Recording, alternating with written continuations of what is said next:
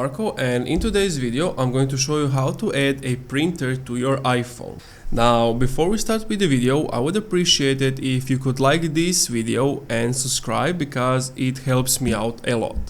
So let's say for example that you want to print something from your news or a specific article or whatever.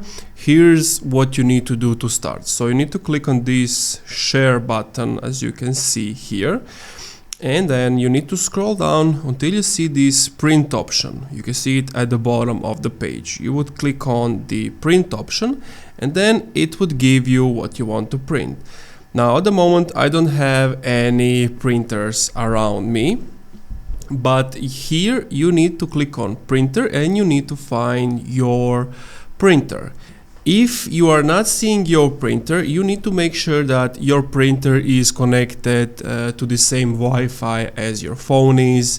You can potentially connect them through a cable, or some printers have an option where you can basically put them in the air, in the cloud, so that your phones can connect to the printer and then print that way, so that the printer doesn't necessarily have to be connected to the Wi-Fi. It can create your own Wi-Fi for the matter.